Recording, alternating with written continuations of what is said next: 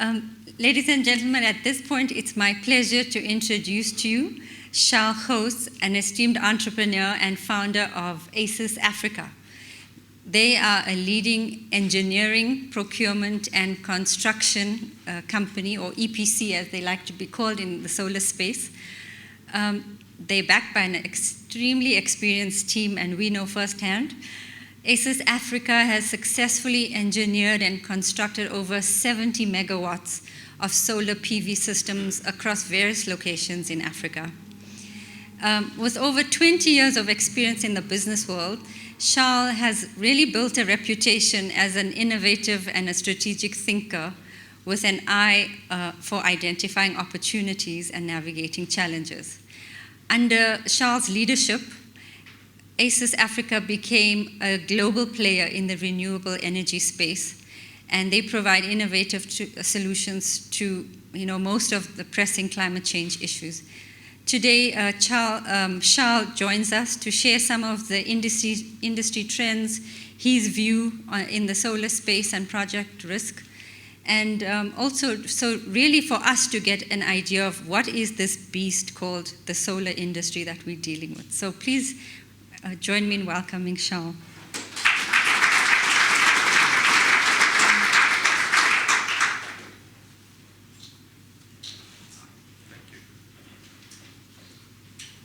Thank you so much, Prisha. Welcome to all of you. It's an absolute privilege to be here. And, when I hear somebody speak about me, it's like standing at a funeral and you up in the air looking down and they're talking about how wonderful you were and you think, I'm at the right funeral, right? So, Prisha, thank you for the very kind words. It's really a privilege, like I say, and I feel totally inadequate to be the person here presenting the industry. But I think that what I would like to achieve here is to give everybody an idea of, when an industry booms, people always say, it's a bubble. It's going to burst. It's booming and it's going to be fantastic for a while, but don't waste your money, your time and your effort getting involved. Leave it up to the idiots that jump in now and it's going to blow and we'll just walk away. So I think that what I would like to achieve through this morning's talk is just to unpack that a bit, to say, what are we looking at? I think that there's nothing new that I can tell you here. I think you're all very smart people.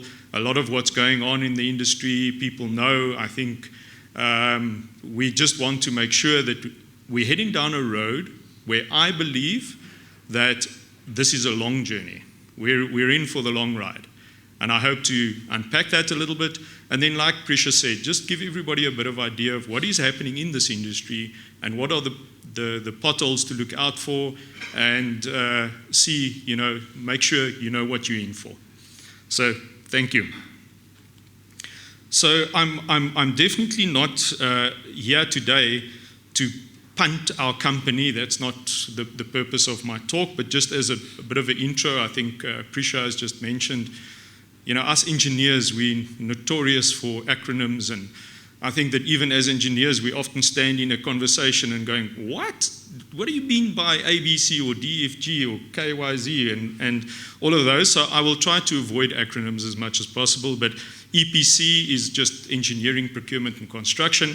I think in the industry today, there's a lot of people that give themselves out as fully fledged EPCs in this industry who are actually not. You find a lot of companies do the engineering and the procurement of product, but they actually don't have construction capabilities. We as ACES have a fully fledged construction capability. We do all our own installations. I think that we keep counting product installations we've done. I must be honest, I've given up on that a long time ago. I think we're somewhere over 290, possibly even over 300 installations to date. What we found, I think that, to us, the megawatts installed, I think is tap on the back, but we see that, where we were in the industry, there were limitations in legislation as to how much you were allowed to install on a single installation. So legislation limited us to a megawatt for a very, very long time, and everybody was really fighting that in the industry to say, guys, we need renewable energy. You guys need to lift this cap and allow the people to install. And fortunately, we saw that come through. So the point I'm making is to build up a track record of 80 megawatts is a lot of projects and a lot of pain. Where we are now, the projects are just jumping bigger and bigger. So now you can do one installation and it's an 80 megawatt installation. So I think that we're based in Somerset West, the head office in Somerset West, and we have an office here, but we've worked all over Africa. We've done installations in Nigeria, Angola, Rwanda, and Kenya.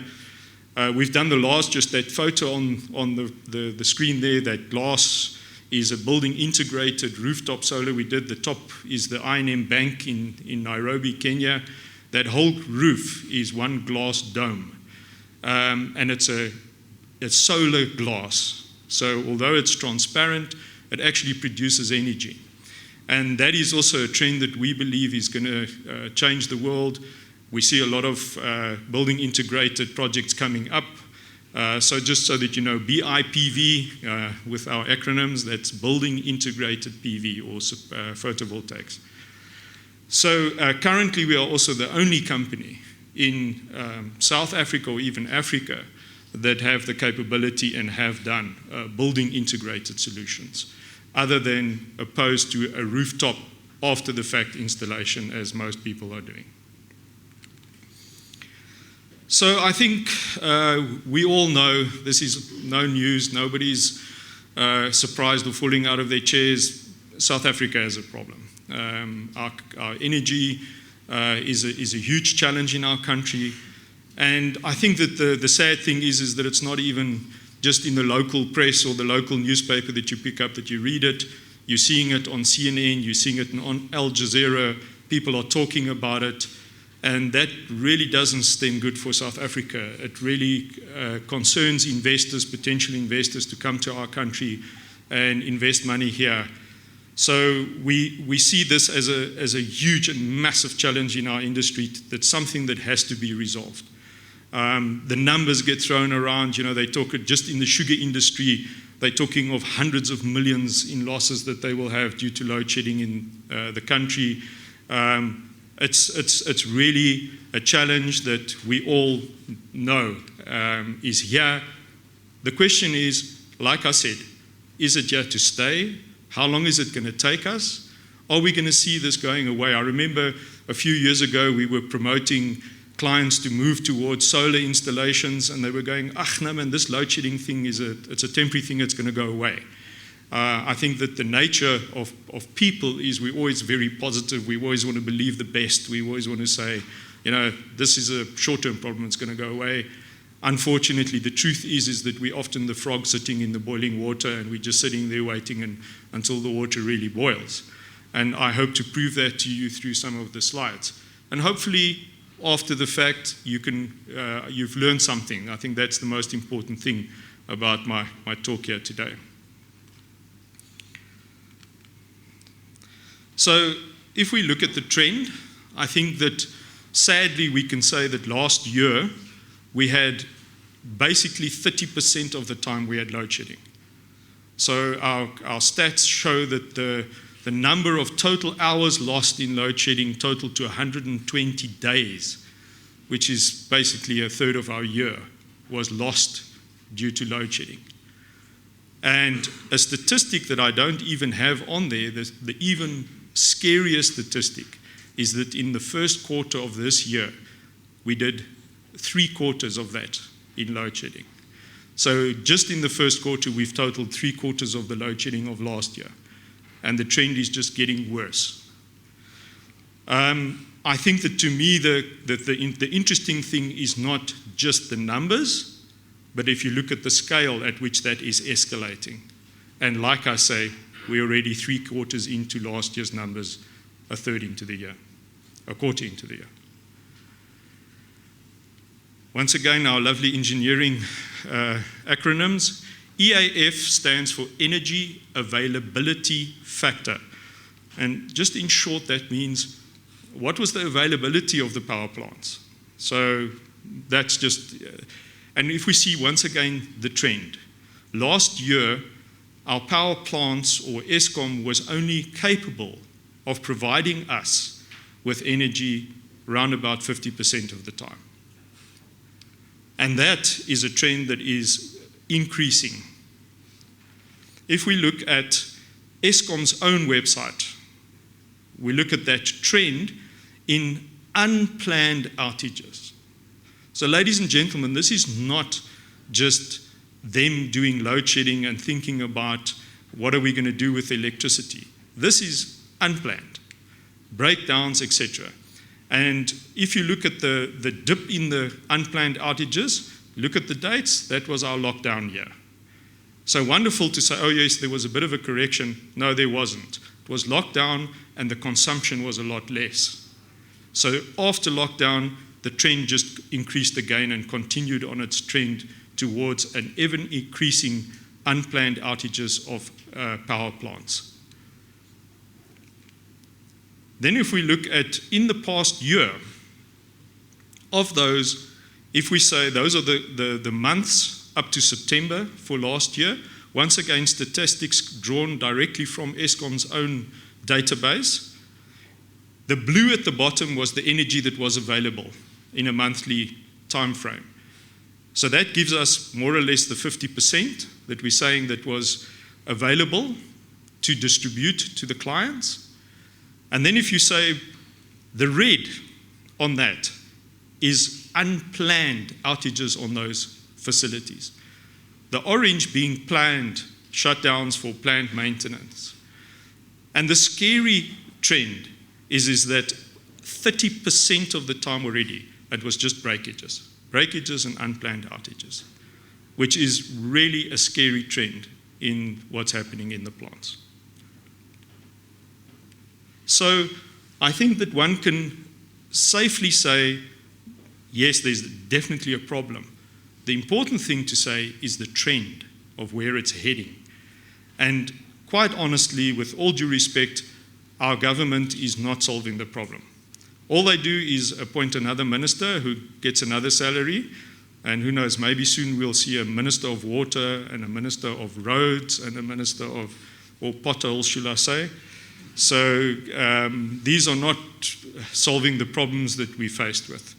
So the question is, right, what is the solution? And I think that the exciting side is that there are solutions. I think the important thing is that the private sector is willing to step in and help with this. Up until now, the government has been preventing that. So the private sector is 100% willing to step in. Solar is only one of the solutions. So we here today, we're talking about solar, it's fantastic. Solar is a very large component of the solution, but I want to stress that, and that everybody just understand, by no means we are saying solar is the be-all and the end-all. The problem that you have with solar is that it is a production that happens during the day, not at night. Nobody only uses electricity 12 o'clock in the day. We all use our electricity 24/7. So the problem that you have with solar is that solar obviously ramps up morning, peaks around noon, and then tapers off towards the afternoon. The issue that you have with that is that it can create grid instability if you just keep pumping and pumping and pumping. The fortunate thing is we're still a long way from there. We still need to add a massive amount of renewable energy, amongst others solar. So again, I support to say solar is still a long, long way from hitting its peak or hitting its top of the market.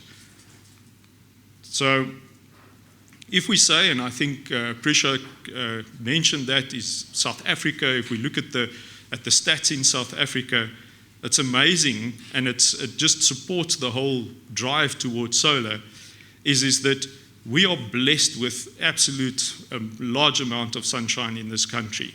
4.5 to 6.5 kilowatt hours per square meter of radiation per day that we have in this country. If you then look at that just compared, and this is just an interesting statistic, is that we in South Africa enjoy about 220 watts per square meter per 24-hour cycle. If you then compare that to Europe, it's more than double what they enjoy in Europe. And if we remember, I'm sure a lot of you will, about 2 years ago, I can't remember the exact date, there was a day that was put out on the news, and it was all over the world. They were talking about it, where Germany ran on renewable energy completely, entirely, on a specific day. There was no other energy than renewable energy on a specific day. And that's in Germany, and those are the type of radiation figures that they're looking at. We're really blessed. So this obviously makes South Africa the place to be, the place to do solar, and eventually, after a long fight and a long push, we're getting to the point where the government are relaxing the rules and they're actually allowing it, they're actually welcoming it. Eskom themselves are putting out tenders for solar plants to be put up.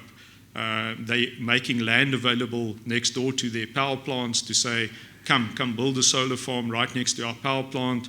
The infrastructure is there to tie in. So all of this is happening in the industry, which is a very positive thing. In the industry, and I think that this is where we say interesting facts for you guys, and where I think that you guys should be taking note, is the trends of growth just in our own country. Just in the past 5 months, South Africans bought about 2.2 billion in solar panels. I was at a presentation the other night where Div Botha from Sapvio was the speaker, and he mentioned that in last year, in 2022, the amount of batteries imported into South Africa was 12 billion rand. So I think that, and if we look there, the growth rate that we're seeing in the industry is currently at a compounded growth rate of around about 30%. And we expect that to even increase in the months to come. So most definitely, my point being, this is not a bubble, this is here to stay. And it's a growing trend, it's a growing market, and there's still a lot to come. If we go and look at just Eskom's own statistics there, we can see that they themselves predict from here into 2030, so a few years still ahead of us, that they're predicting that their own energy providing will include a minimum of 12% solar, where they will be ramping down the coal production. I, myself, being a promoter of green energy, I still believe we mustn't throw out the coal. Coal has a place to play in our country. I know the greenies are going to stone me to death, but the thing is just you do need a base load. And the base load cannot be provided by solar, cannot be provided by wind, although wind is a lot more stable. The wind can stop blowing. But you do need a base load of energy, and the only two components that we have, or the components that we have to provide that base load at the moment, are nuclear, coal, and gas. So those are the others that need to make up that base load of what we require. So definitely, the point I'm making, the end of this portion, is that I really believe the figures show we're going to see this market for a very, very long time to come. Definitely not a bubble. So what are the typical trends happening in this space? And I think that there's exciting things, but there's also some comfort. I always say that it's lovely when there's a lot of development and a lot of excitement happening in a market or in a certain technological trend. Me being an engineer, I love new things, I love new exciting products. The problem that you have with new exciting products is they have not created a stability. So if I'm buying a motor car, but the motor cars are developing, the next day is a new one, then I'm a little bit concerned that if the one I'm buying, is it still going to be the one to have in 2 years' time? Is it still going to be supported? Is there still going to be people to maintain it? And that is important when we look at trends.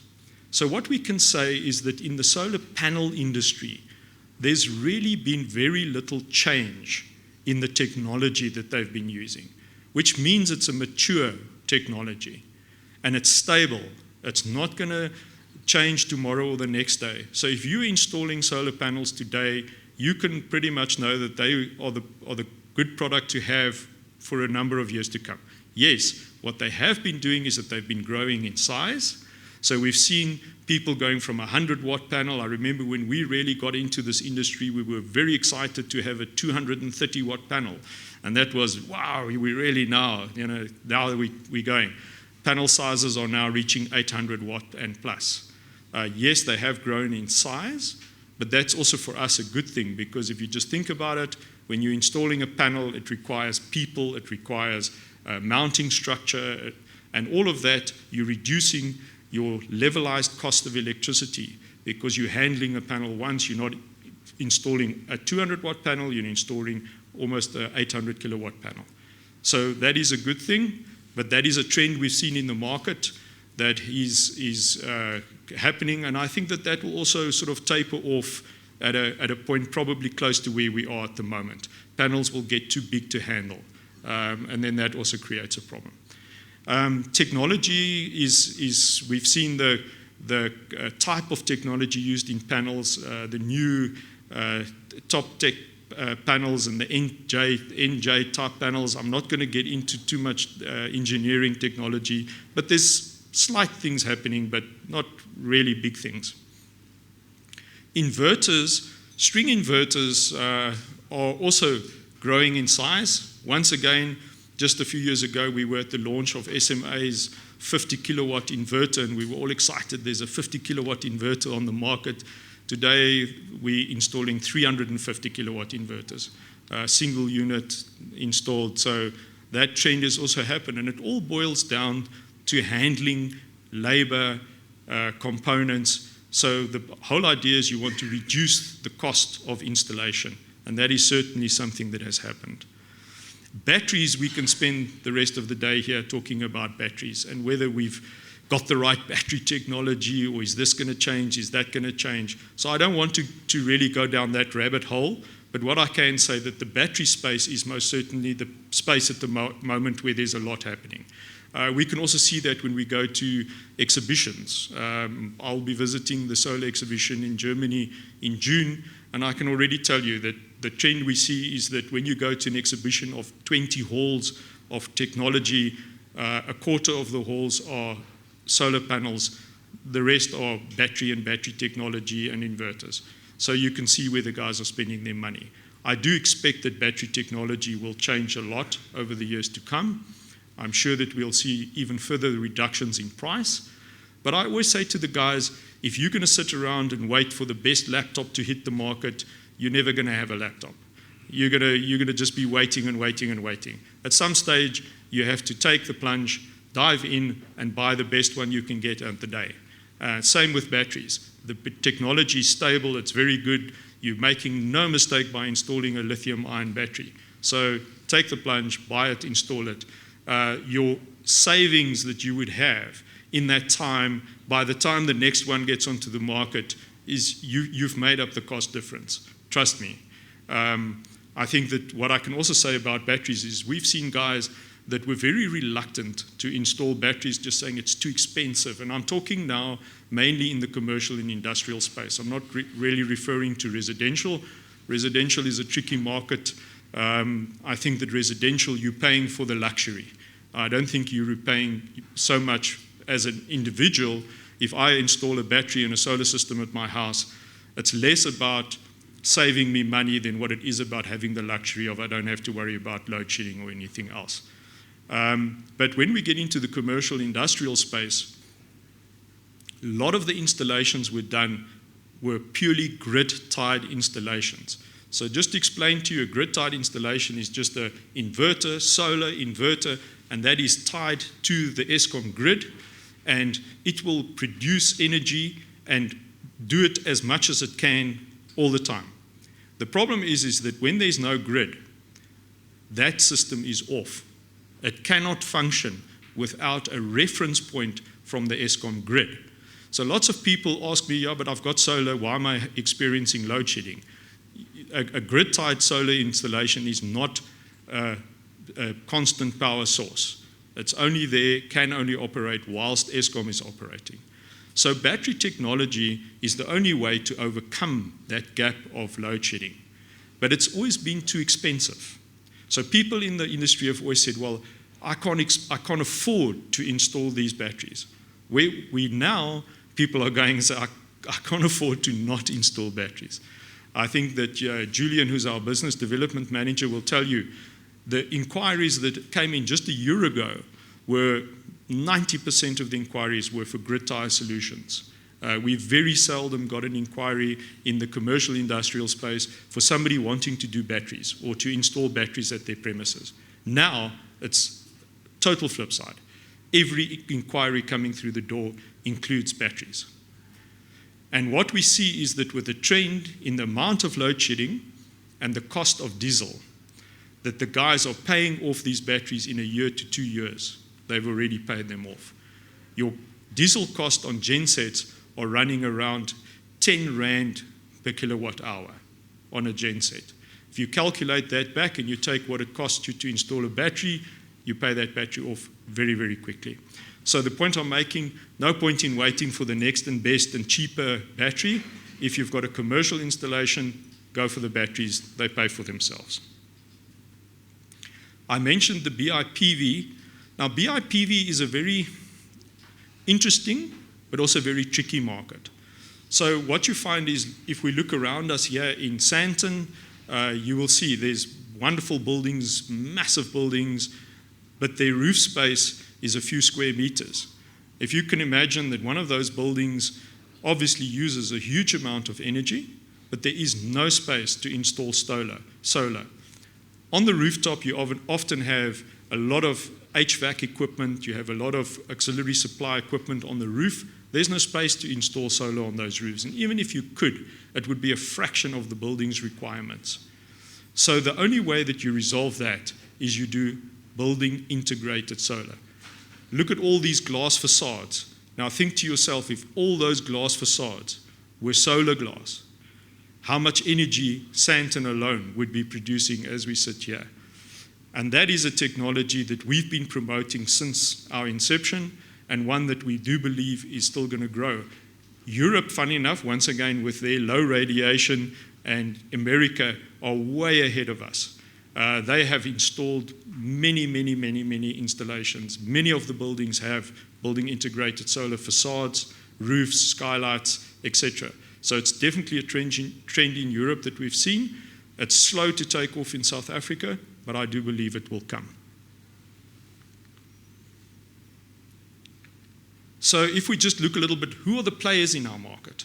I think you guys are all here with an interest of getting involved in this sector. And it's wonderful for me to see, we as the operators in a certain sector, every day of our lives, we just installing panels and we're designing systems and we're engineering and carrying on. One often forgets that there's actually a massive industry behind that. And it's actually so nice to be here, and I really appreciate it, to see that, there's the insurance, there's the legal, there's so many other industries that are also growing out of this need in this sector. And that is great. That's really exciting for me to see. So let's just unpack a little bit. Who are the players in the market at the moment? So obviously in the market you have your funders. So firstly, there have to be people with money. Who's going to come and push money into this sector? Somebody has to pay for it. Definitely not going to be the government. Definitely not going to be Eskom. But fortunately, we can see now that the regulations are being relaxed, the money is there. I can honestly say that the amount of people, the number of people that approach us on a weekly basis, asking us for projects to fund. They're sitting with bags full of money, they're looking for projects. So money is not a problem. IPP, independent power producers.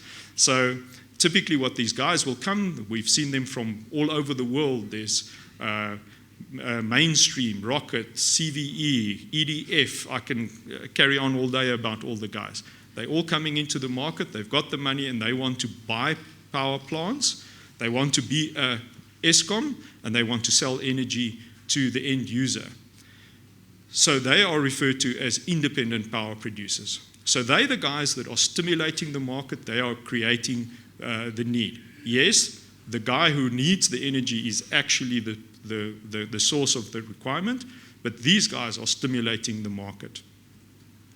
Then we get the project developers.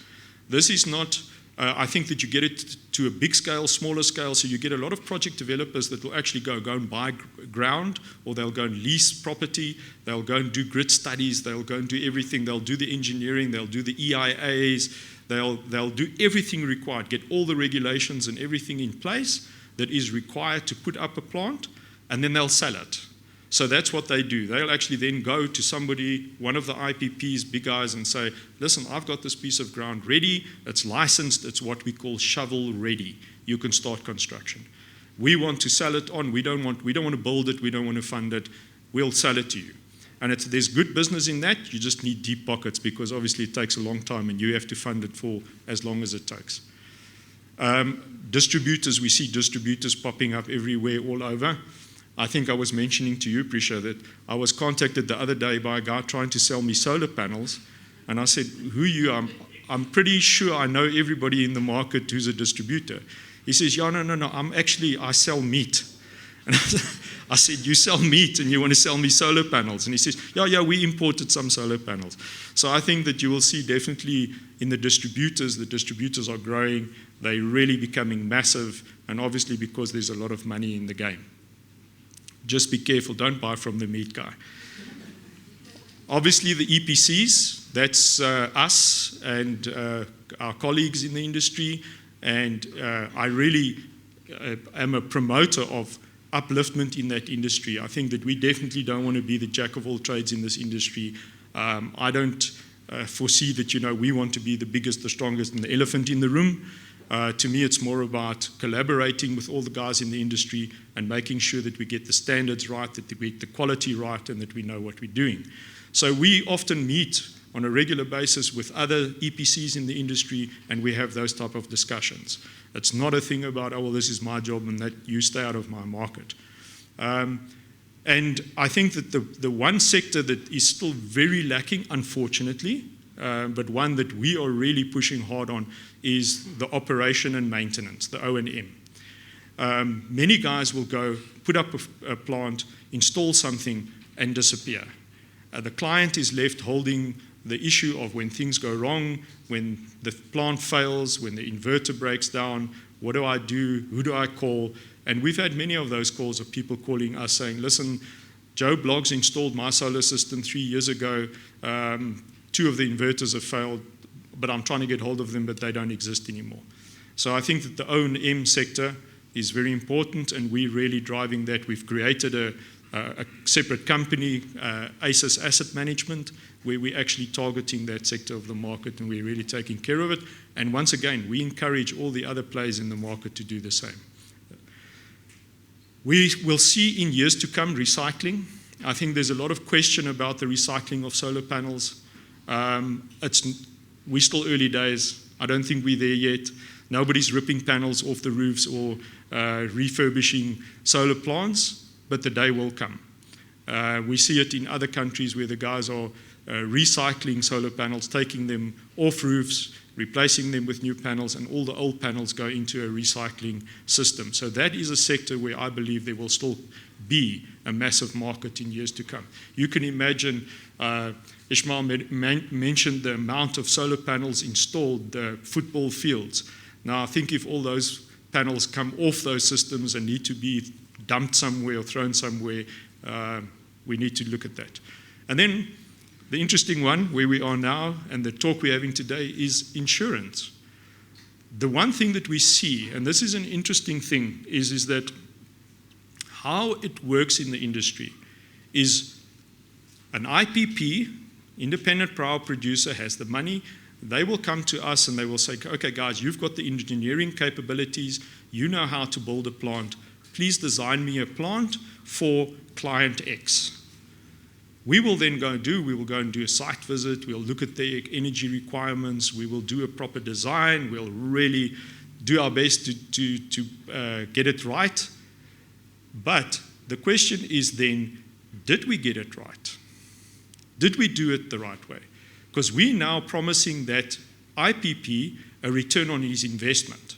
So he has gone and looked and he says he's got a financial model, and his financial model says, if I invest 100 million into this project and I'm selling the energy at R1.20 or R1.50 or whatever the case is per kilowatt hour, how long is it going to take me to get my money back, and what is my return over the period of this project?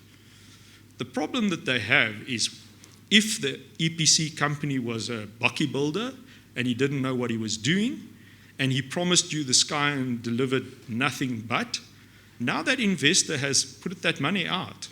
How does he now get his money back? He's not reaching the returns that he was promised. The other one is that what we've seen, a lot of these power producers did their financial modeling, thought they were very clever, came in with a nice aggressive rate to the client, and then load shedding hit. And they never had load shedding in their calculations.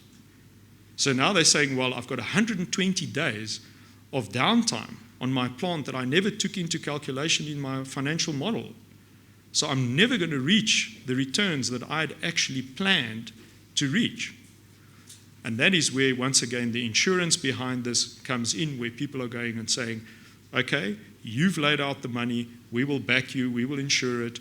And I think that the challenge for everybody is to get this all right. I think there's a lot of nuances in the market, a lot of things happening, but it's extremely important. Quality control on your installation, very, very important. You have to know what you're installing, you have to know what products you're installing, you have to know who's installing it. Are they going to be there for a time to come? Kaz and I were having a conversation before the presentation, is the product. You know, we speak of solar panels. There's so many suppliers in the industry at the moment, is if somebody comes to you and he says, listen, I've got a fantastic solar panel, selling it to you at 4 Rand a watt, and you can't get it cheaper, and you go, well, fantastic, that's a great price, great product. You install it, you're giving your client a warranty period of 25 years. And tomorrow or the next day, you want to claim on that warranty, and that company is not around anymore. They've closed doors. So what do they do in that industry? Is they go and they say, okay, we have to look at what are the track records of the installers. Do they actually know what they've been doing? Can they really show that what they've promised they can deliver on? I think that's very, very important. Your plant yields. We speak of, I promised if my engineers designed a plant yield and I give that to the guys to pump into their financial modeling, is that the correct yield? Is that what we're going to reach, or are we going to underperform? The uptime, or the energy availability factor, we've seen what's happening to Eskom. They haven't been maintaining their plants are failing, and they can't keep the plant going. They're not producing the energy that they should be producing. The same can happen to us. If we're not sure that we're doing it the right way, that we're building quality products, that we're building quality plants, we're going to suffer from the same energy availability factors that Eskom are suffering of today. So very important when we look at who's our EPC that we're choosing. What are their qualifications? And by qualifications, I mean not is he an engineer or does he have a PhD. I'm talking about solar qualifications. We've got things happening in the market at the moment. People speak of a green card. You need to be a green card certified installer, etc., etc. Those are some good initiatives that people are taking in the industry, but we believe that it needs to go a long way further. We ourselves are establishing a training academy to get people up to the standard that they will be, that we can know that when they go out and where they go and do an installation, they've got the qualifications, they actually know what they're doing. So once again, we're saying the product selection, you need to know what you're using. You're not going to use some unknown brand or some newbie product that hasn't proven itself in the market. Installation capacity is a big problem at the moment. We see that there's so much demand in the market. I think we're really blessed in that I can actually fire Julian because I don't need a business development guy. Thanks, but I keep him around. He's a nice guy. And he has a wine farm in France. I always remind him about that one. So I really think the work, no, but on a serious note, I think that there's so much workflow coming into us that the challenge that Julian has on a daily basis is to sift out the real from the rubbish and to see what are we going to focus on, what are we going to tackle. We can't tackle everything. There's way too much. There are not enough EPCs in this country at the moment to handle all the work that's coming in. And that is a very important factor that guys need to be careful. We see people farming out installations to people that do not have the installation capacity to handle it. And lastly, I said there, the O&M qualifications. It's very important to deal with people that are going to be there after the fact and that are going to maintain the product and are going to make sure that it's up and running 24/7. There's plants where we see there's a lot of soiling. You have areas where there's a lot of dust fall. If you're not working with a company that knows what they're doing, you're going to definitely have a plant that is underperforming. Important thing also there is that what we see, we're speaking about auxiliary services in this industry. Interestingly, we see a lot of people that used to be or are in the window cleaning business that would be working here in Sandton cleaning all these windows and around the country are getting into cleaning solar panels. So also a nice spin-off for them in the industry. Lastly, from my side, just very quickly, I've put a slide up there which is very technical, but I think that just to leave you with a thought, when people speak of product, people speak of a tier 1 product. A tier 1 product is really a certification that is done by Bloomberg. Bloomberg will go to a provider and they will go and assess the factory, the financial standing of the company, the history of the company, and they will certify them as a tier 1, a tier 2, or a tier 3. We as an EPC will only use tier 1 service products. We will not look at anything else for the reasons that I've mentioned in the presentation here. And I think that that is important. It's not that we want to say there's no space for the other guys to come up and to get into the market. What we're saying is that they will, I'm sure. We're just not going to take the risk on dealing with anybody who's not a tier 1 service provider in this industry. I think that I hope I've left you with the picture that the industry is there. It's growing and will continue to grow.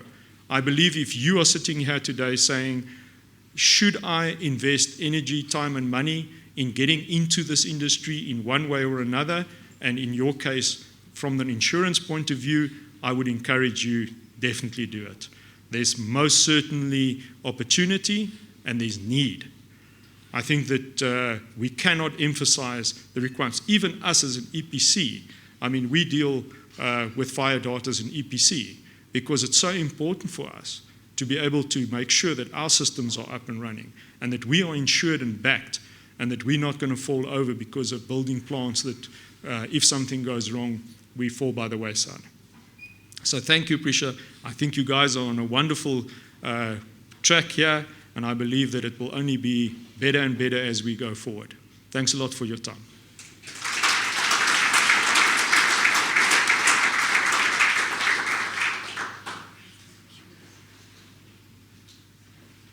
Charl, don't get too comfortable. There's a Q&A session after this. I came across a post on LinkedIn yesterday. It was by Herman Singh. I just want to read it to you. He says, there is a quiet global revolution that's accelerating decarbonization faster than any electric car. South Africa has the fastest growing solar implementation rate in the world. Total installed projects per year in South Africa, in 2020, 40 megawatts. 2023, just our first 3 months, 4,500 megawatts. South Africa is replacing the equivalent of 4 entire coal-burning power stations a year at this rate. Most of this obviously is domestic and private, but almost 100% of generating capacity in South Africa is now solar, compared to 50% in the US. So at least that's one stat we can be proud of. Ladies and gentlemen, we'll open the floor now to questions. Any questions that you have for Charl? Or if I may put Ismail on the spot, if you have something for Compass. There's a floating mic that's going around, and I'll just monitor the virtual platform to see if there's any questions here. There's one for you, Charl. It says, can you tell us a bit about electricity monitoring systems? Yes, sure. So once again, electricity monitoring is part of this game. I think it's not something new to the solar industry as such. I think there's a lot of entities that we know of that have been in the electricity monitoring for a long time, and private companies that actually do billing and billing services around monitoring.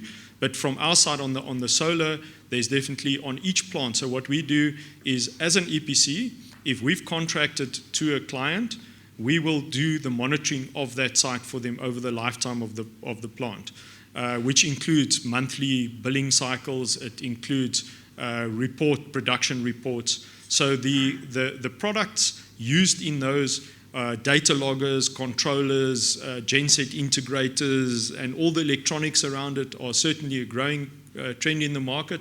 We certainly see companies moving into that space and getting better and better. The software products coming out are getting better and better. But yeah, absolutely, the monitoring of these plants you have to, from an electricity. We see microgrid controllers. So where you get typically a microgrid is where you have a number of facilities in one space where a client will have solar, battery, genset, ESCOM, and he needs to control the nuances between all of those. We call that a microgrid controller. So even that is very important from an electronic control point of view. Just one more. Anyone from the floor before I take this question? Okay. Right, thank you. And thanks, Charl, for such a good presentation. I just wanted to get a sense if you can take us 25 years from today, when, let's say, most of these things have come to their end of life. What would be happening? So I think you spoke about recycling. I just want to get a sense from a risk point of view and what we as insurers should be thinking of when we get to that level. Thanks. 25 years from now, maybe I'm still alive. I don't know. I'm a lot older than I look. But anyway, I think on a serious note, I think the nice thing is that when one looks with a horizon of business opportunity, insurers are probably the guys that are in the best position there, because at least you know if you're insuring a plant, you know for the next 25 years your source of income is there. It's not going to dry up. So I think that's a comment just from my side. I think the insurance industry is the one that has a much more predictable future than anybody else. But when it comes to the plants, if we look at all the panel providers are offering a 25-year. That's the norm now. The absolute minimum is they offer you a 25-year guarantee on the production of their product. We even see some of the tier one suppliers now pushing it to 30 and 35. And I think that just shows that I think they've realized that if you do it well, the quality of the product, it might deteriorate slightly. So any solar panel has a degradation over that period. But by the end of its 25-year cycle, it's still at about 80% of its original capacity. So it's certainly not the case that after 25 years we're saying, okay, it's done and dusted, it's over, turn it off. The expectation in industry is that it will continue on after 25 years. The question, I think, really what it boils down to is that will there at that stage maybe be something better? And I think that's really the question is if guys are going to come and say, well, after 25 years there's a better panel producing more, and one might want to recycle the panels and install a new panel and a new system at that stage, but nothing says that it's going to fail after 25 years and we're going to have to rip it out and throw it away. But I think that the trend that you will find is that with the funders is that they are looking at the income stream over that period, and actually after that period they don't really care what happens to the plant, to be honest. And in your financial models, is there a sense in terms of how much it costs to actually take off these solar panels? Because I would imagine that you would say, this is potentially what you would be able to save over time. This is how much it's going to cost you to put it, to run it, cost and maintenance. Is there a sense in terms of what does it cost you if you get to the end for life of the plant? And is there a model that we as the insurance industry could also be thinking in terms of financing those kind of costs if they are exorbitant? Very, very good point you make. Yes, I think that in the financial modeling, one thing that the guys have always included is O&M, operate and maintenance. So the guys always put a percentage of the value of the contract in their financial modeling to cater for service maintenance and insurance. So they all have a budget in their financial modeling for insurance. What they never had, but now do, is an end-of-plant life recycling cost. So originally the guys never thought of that. They never thought, well, what happens after 25 years? I think legislation is also starting to push in other countries. We've certainly seen it in Europe and America, where the financial guys are being forced to put money aside, like we've seen in the mines, where the mines have to put money aside for the re-establishment of the area. The solar plant guys are being done the same. So they have to put money aside for the recycling of the product at the end of life of that product. And yes, I don't know, maybe Prisha can come up with a very nice product to insure that for them. So looking at you. Okay. There are a few questions. Sorry, there are a few questions on the virtual platform. One is, do we have solar manufacturers in South Africa yet? Yes, I think that also is a topic that comes up on a regular basis. I think the short answer is that on panels, there's a company that recently started up a very small company, although it's a black woman owned, and they pride themselves that the entire staff are black women. And they're getting into the market on the residential space, so they're manufacturing smaller scale panels. They're not doing the real big commercial scale panels, but I think the biggest panel they're doing, Julian, I saw, was 100 watt panel or something like that. But the target is definitely a different market segment that they are, but it's a start. I think that's the important thing they are starting to get. The problem that we found is that there have been players that have come into the market, specifically talking on the panel side. Guys have come into the market and done more assembly here than manufacturing. But it's just been, I think the problem is exactly what I mentioned, is that your clients who are putting money into these projects are saying, well, I will only allow you to use a tier 1 supplier. If you're starting up now, you're definitely not going to be a tier 1 supplier. And it's going to take you a long time to get there. And that just is like a catch-22. You're between a rock and a hard space, because how do you become a tier 1 in our country if nobody's going to use your panels? Batteries, definitely there are local guys. There's a number of local guys doing battery, you could say part manufacture, part assembly. I think there are only 3, as far as I'm aware, maybe I'm ill-informed, but there are only 3 manufacturers of battery cells, lithium battery cells, and that is all Chinese companies. It's Samsung, CATL is probably the biggest, and BYD. I'm not referring to Tesla, because Tesla is doing their own thing. So they're looking at different technology, different way of doing it. But with the rest of the guys, that's the run-to product. Everybody imports those cells from CATL and them, and they assemble them here into components with a battery management system. So a lot is happening on the manufacturing side in South Africa. I think we're growing rapidly on the battery side, and the guys can't keep up. To be honest, the lead times on, if you're ordering a big battery for a commercial installation now, lead times are running into 17, 18 weeks before you can get your battery. So cable and others, there are guys trying to get into those sectors. So yes, definitely we can see people coming into manufacturing locally. Panels are a challenge, and we've seen people come and go. Jinko tried for a while, they left. and others, but I haven't seen really a massive drive on panel manufacturing locally. Mounting structure, definitely. So mounting structure, there are a lot of guys locally manufacturing.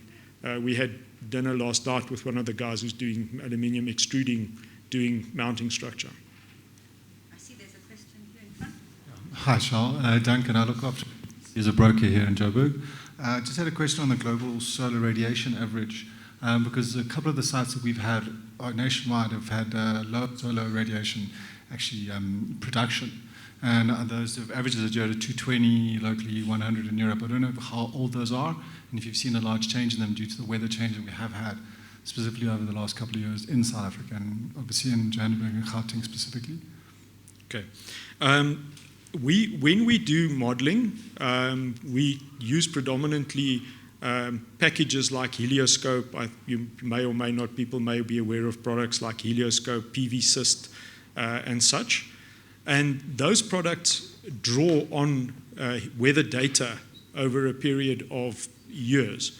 So we will never just use that data as a go-to and say, well, here's your 100% yield production that you're going to get out of your plant based on what PV Syst or Helioscope said. We will always go and look at it from a point of view and saying there's what we call P50 and P90 factors, which is basically just a probability factor of 50% or a probability factor of 90%. We will always advise the guys to use the more conservative numbers because of factors that you don't know what's going to happen. I think that the big challenge is you cannot take it on a single year, because all of these models and all the modeling data uses a 50-year information that it gathers, and it's using the averages over those 50 years of data that it's gathered. So you could have a bad year, no doubt. Absolutely, you could have a bad year. I think the important thing is that what we do is when we do on our own M cycles, we monitor that data and we draw from satellite data. So we subscribe to satellite data sites that give us the exact radiation on a site at the given time. And the important thing is to compare what the actual potential was, not what your model said when you originally designed it, but to actually go and say, this is the data that I drew from the satellite data for that given year, which says that my radiation was really on the day so much. Did my plant then perform according to that data, or was it not? Is my plant underperforming, or are we just having bad weather? And that is the important thing to look at. And from our side, I don't think that we found any major deviations from that.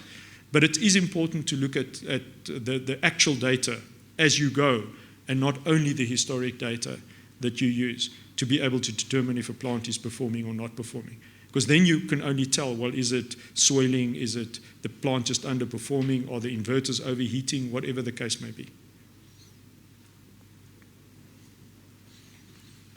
Okay. Two more questions, one for you, Charl, and one for Ismail.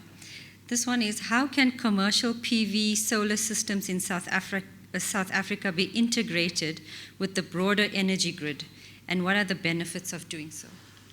Okay. So we see a lot of guys in the industry are saying, I've got a number of facilities. Let's use just an example, and Pick n Pay. Not a client of ours, so I can use them. Let's say Pick n Pay say, well, we've got a number of stores all over South Africa. Some of them have massive roofs. They're in a mall where we've got a big roof. Others are in areas where we can't really effectively install solar. So what the guys look at in a model like that, they'll say, okay, well, let me install the maximum where I can. And if I'm installing on a specific area where I don't need that amount of energy in that specific location, I wheel it into the grid.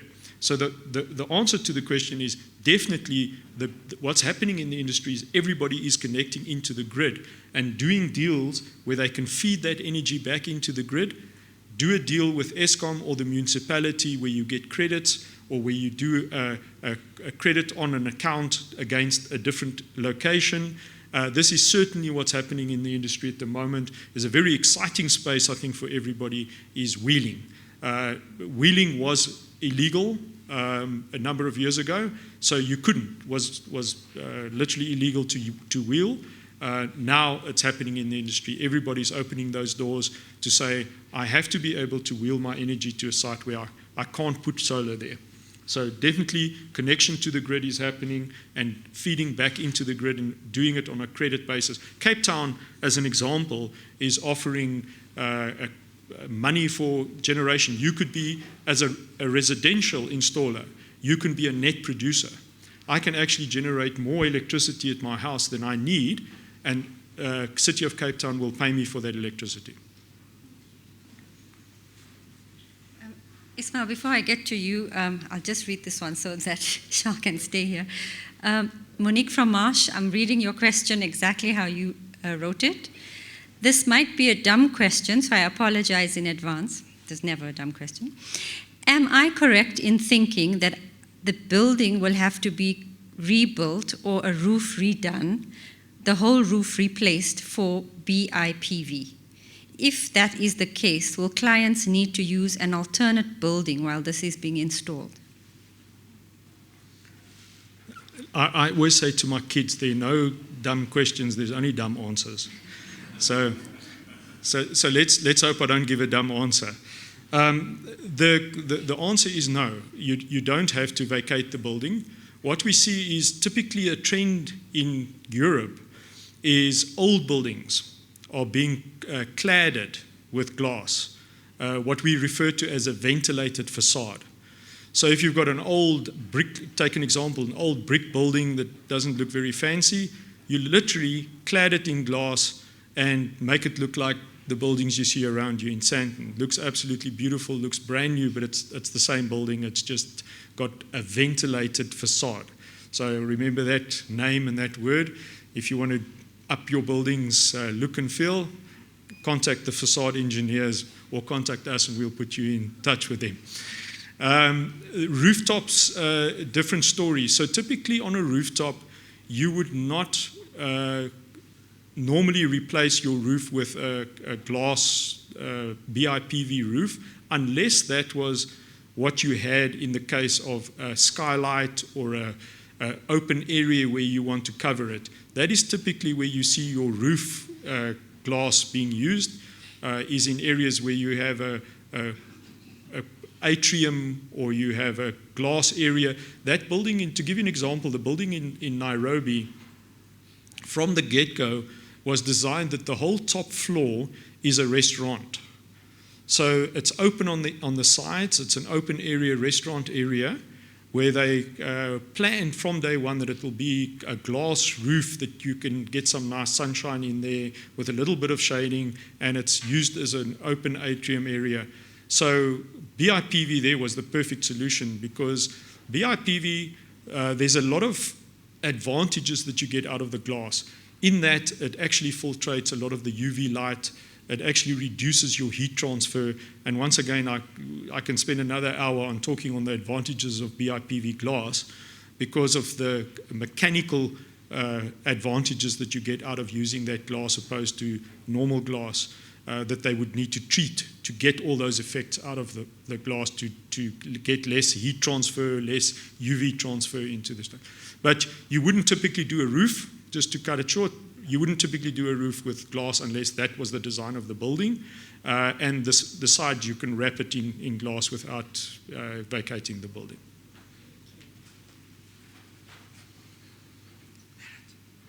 There is one more. Do you want to help me? Good. We'll just take this last two questions because I know we have. Louis Bonassi says, do we think the target of reducing the temperatures by 1.5 degrees Celsius or net zero future by 2050 at this rate of implementation of renewable energies in the South African industry is achievable? I don't know if... I hope I understand the question. This is where we're coming to the dumb answers. So I think that what we definitely have in South Africa, so a funny thing is, we speak of radiation and the wonderful sunshine that we have in South Africa. The flip side of that coin, and it's like I say, you can't have your bread and butter on both sides. The flip side of the coin is heat. Solar panels don't like heat. A panel, when heat increases, it actually degrades in output of energy. So your ideal situation is if you had South Africa sunshine in the North Pole. We could cover the North Pole in solar panels and they would love it, because the colder it is, the better they perform, but they want the radiation from the sun. So the two work a little bit in opposites. If you look at the specs of solar panels, as the heat rises, the performance of the panel degrades. So I don't know if that answers to your question, that yes, it is a challenge. You don't want the temperatures to get too high. But as it goes for a target of what we as an installing capacity in South Africa can reach, it's going to be a challenge. I have no doubt. I think that it's going to be very difficult to reach the targets that people are speaking about going net zero. We ourselves, our slogan is in pursuit of zero. And people always laugh and they say, well, how can you be in pursuit of zero? Yeah. So obviously we're playing on the zero, the net zero carbon, but we also add on to that, we say zero mistakes, zero comebacks, zero ego, blah, blah, blah.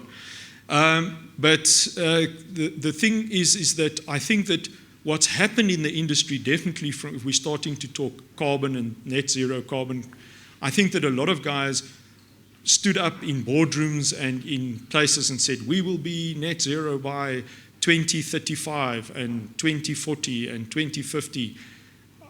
I think that's a very, very bold statement to make. And we see actual CEOs knocking on our door saying, I made a commitment, I'm not going to reach it, please help me. And that is just the stupidity of what the guys are doing, is that they're throwing numbers around there saying we will be net zero by 2035. I doubt it. Honestly speaking, I doubt it. It's going to be very, very difficult to reach those targets with the trend in the industry and the capacity in the industry. But doesn't mean we don't try. Shall I have one more? Sure. Okay, this is the last question from you, just because I know you know Tanya. Tanya from GIB. Question to Charl, what about asbestos roofs? How do you deal with them? Okay, so asbestos roofs is an interesting topic in the industry. Up until recently, we were allowed to install solar on asbestos. You just had to do all the health and safety around it, and you had to get a permit to work on the roof. That is all stopped. It's not allowed. We're not allowed to touch an asbestos roof. So if we go to a client and he has an asbestos roof, we can't help him. Legislation at the moment absolutely prohibits it. You're not allowed to touch that roof. So unfortunately, or fortunately, I don't know, the client has no option but to replace his roof before he can do solar. There was a product a while ago, guys were doing quite a bit of encapsulation, where they would take the asbestos roof and they would encapsulate it with a layer over and a layer under.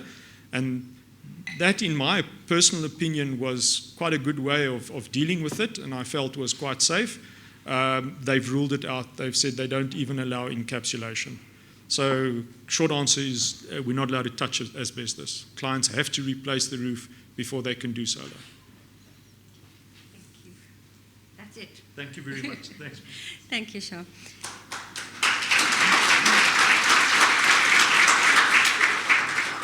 Okay, and then this is just one last question for Ismail.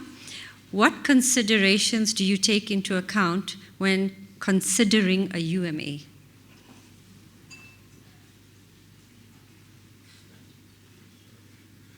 There's lots of considerations that we would consider when we look at a UMA, but I suppose one of the first things is, must make commercial sense, or that's quite important. But I think for us as Campus, and even through our other partner who's sitting in the room, is Larius, there's three other values that we always look at. Collaboration, extremely important. Partnership, we strive for long-term partnerships. Firedart have been with us since the beginning. So like Prisha said, May next year, 22 years. And that's not only for Firedart, that goes along with most of our partners. So collaboration, commercial partnerships, and people. I mean, at the end of the day, we're partnering with people overall. So, I mean, I invite whoever the person is, you can be in contact with Prisha, and she can pass on my email address, and we're happy to have a conversation in person or virtual or whatever you would like. Because if you're an entrepreneur and you want to do business in insurance, come talk to us. It's always, it would always be a pleasure to talk to you. Thanks,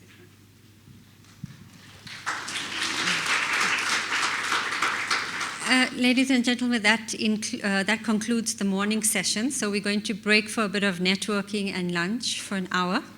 And then after that, at 12:30, we get into the meat of our policy wording and our claims. So stay tuned. I hope you enjoy the lunch. It's being served in the foyer, but you also have access to our balcony. So do enjoy. See you. And for the virtual guests, please come back in an hour.